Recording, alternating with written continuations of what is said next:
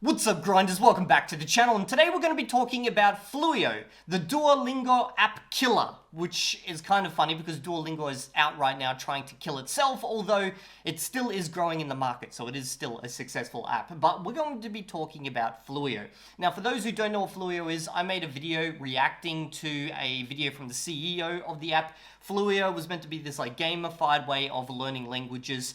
Basically, it blew up on the scene because it was launched by a YouTuber who kicked off a pretty successful Kickstarter, if we don't say so a little bit ourselves. Fluyo, a language learning game like no other, and basically sold it as it was going to be World of Warcraft of language learning. And you can see it raised $1.2 million.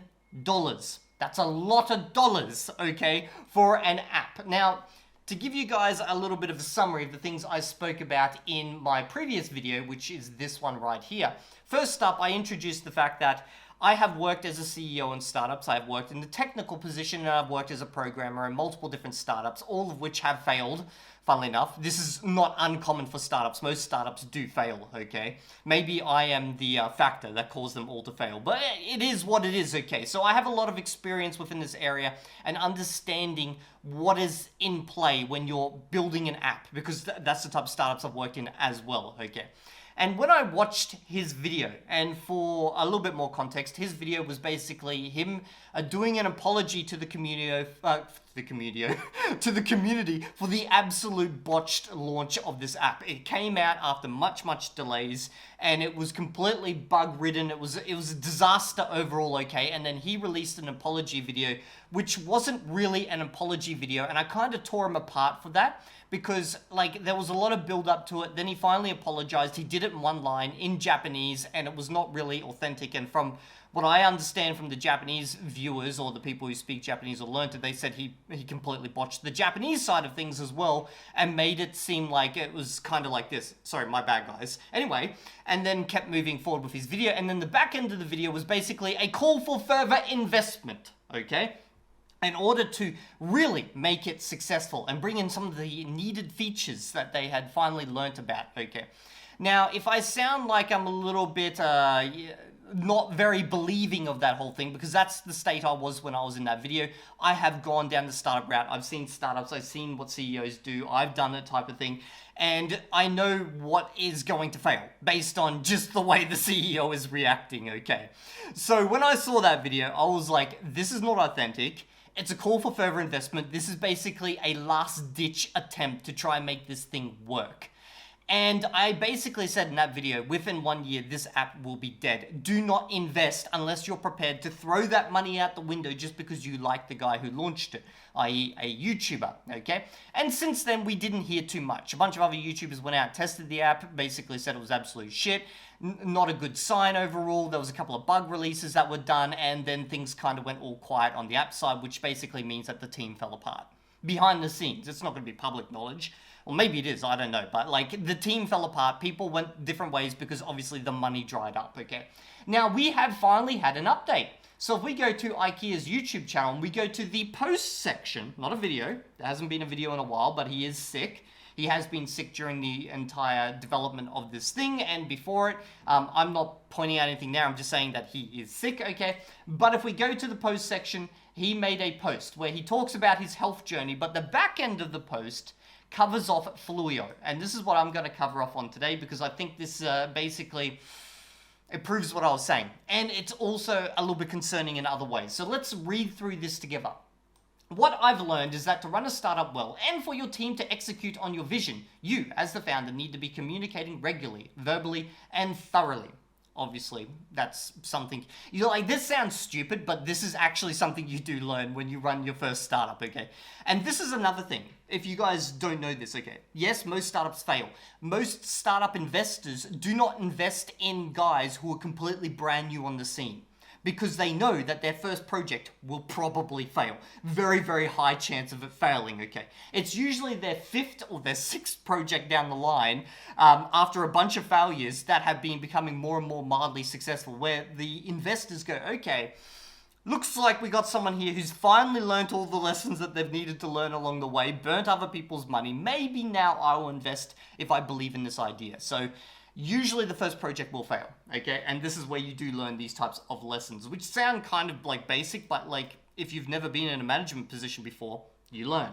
At the beginning of Fluyo, even after I first got sick, I could still talk for hours and be very hands-on with a small team of 4 to 5 members, okay? So in my previous video, I said I think I said, it's been a year now, okay? You can go freaking fact check me on my own damn video, but like, this sounds about right for the size of team that would be needed to build the most basics of this app, okay? Now, 4 to 5 people on how much money did the app raise? Well, let's go check the Kickstarter on $1.2 million.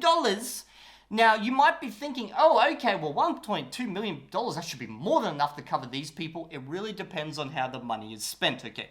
If all those people involved are truly in it for the passion, okay, like all the developers and stuff, that is more than enough money. You will get really goddamn far, 1.2 million, okay? You could literally go for freaking 5 to 10 years type of thing, if people are in it for the passion.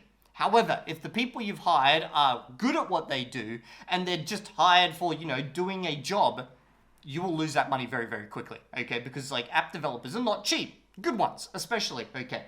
So, and then obviously the CEO is going to pay himself, although most startup CEOs, if they are actually really, you know, they're really in it for the passion, they will not pay themselves at the start. Just to show the rest of the team that they're in it for the passion and to kind of like egg on the team. Like that's what a lot of CEOs at the start do. I don't know with him, he's got health issues, so he probably paid himself if he was working on this full time. Anyway, let's go back to this. But after 6 years of gradually driving my body into ground, I'm now lucky to be able to speak for 20 minutes at a time without worsening my symptoms, which usually trigger a mini fever that lasts for days. That's simply not enough to lead a team effectively, no matter how much I delegate. Yeah, no, you need to remove yourself from this, well, you needed to remove yourself from this process. It's startup, okay. Running a startup, an app startup, is a full-time job on top of a full-time job. It is insane the amount of hours that you need to put into this, especially if you're managing 4 to 5 people, you're managing investors, you're managing, you know, just the freaking all the paperwork that comes with it type of thing, looking into the vision, searching for market opportunities, like overall, CEOs have to work a lot, okay? So you're not going to be doing anything on 20 minutes a day. No way in hell, okay? Now, while we are keeping a very small team on at Fluyo to maintain the app and ensure everything stays on, okay, the team's dead. A very small team. This is basically going to be bug fixes, and they're going to be on a contractual basis, okay? I also mentioned in a previous update that we had to pause new development. Yep, team's dead. Previously, we had a team of around 4 to 5, 15 people, but progress was incredibly slow, largely because my health was a bottleneck. It's also very, yes, you should have removed yourself. You should be the owner and you should have got a CEO to take over the entire process, and you just hold shares in the company. It's also very expensive to pay salaries for that many people monthly, especially with low revenue, since I was too sick to do marketing, so we had to pause things in July, August. 15 people. It makes sense, okay, when you think about what they were trying to do vision-wise, but for the final product, it does not make sense. Having to pause things and letting most people go was one of the hardest things I've ever done. Been there, done that. I'd rather have pushed my body further than let people go. If doing so could have sustained the team financially, those weeks were filled with emotionally charged hour-long exit conversations, one after another, which is likely why this current crash is so severe. Okay, I believe all this. I believe this actually happened, okay?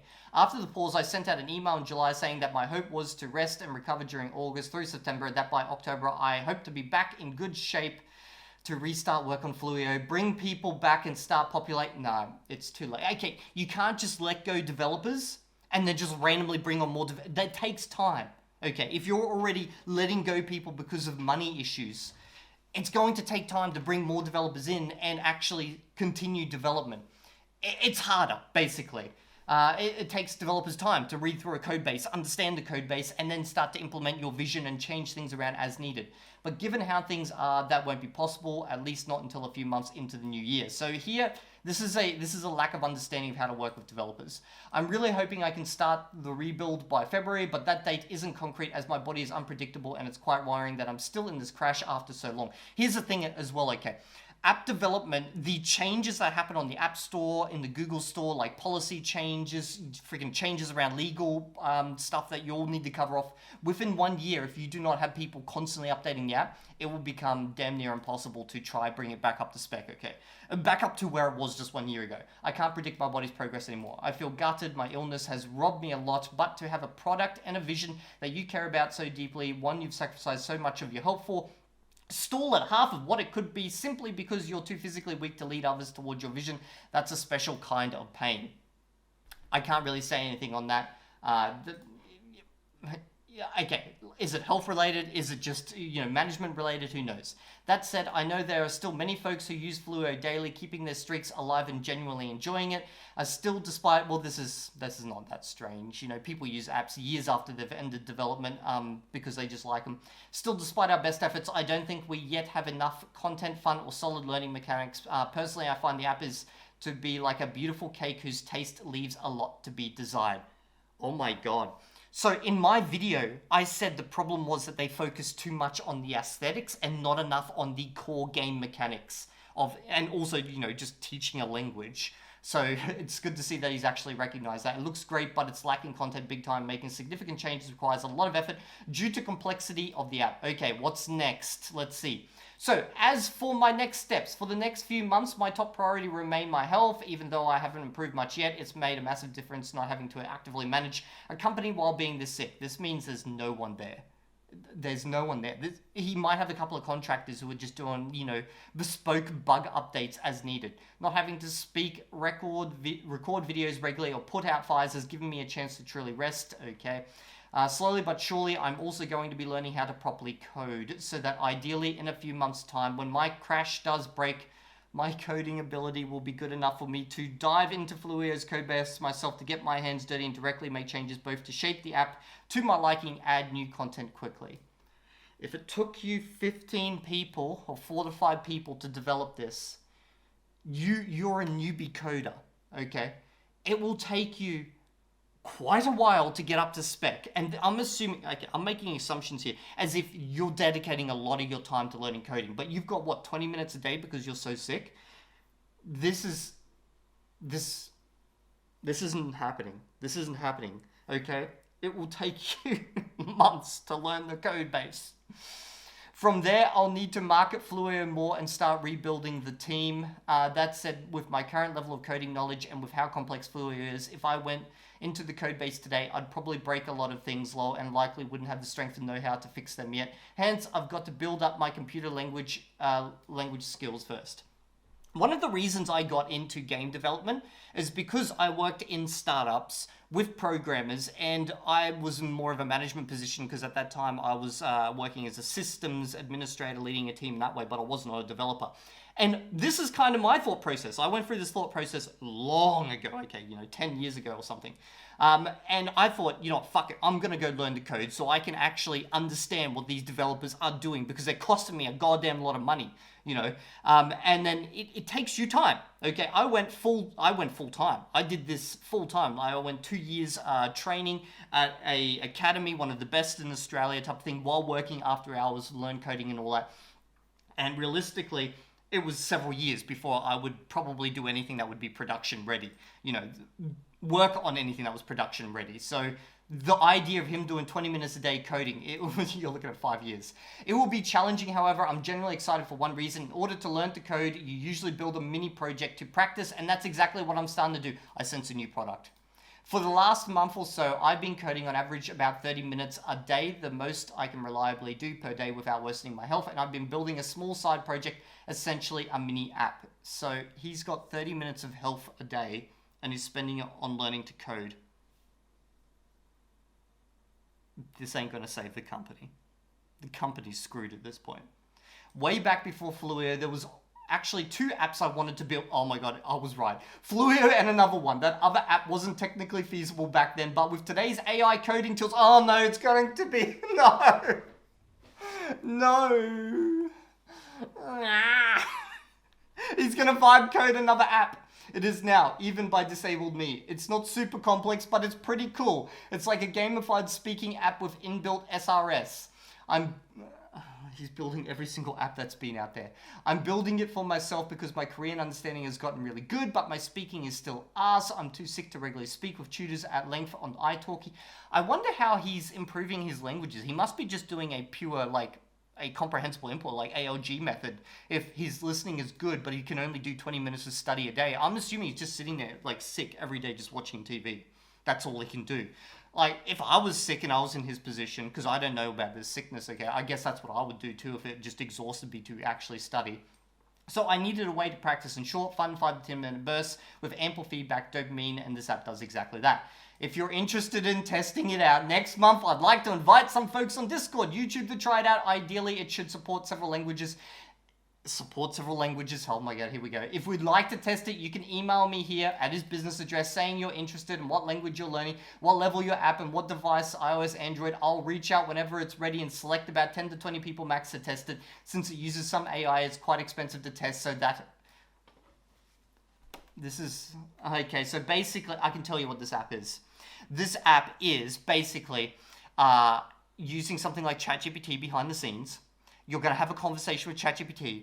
It's going to call on the APIs of ChatGPT or whatever friggin' other one he's using behind the scenes. There's not that many.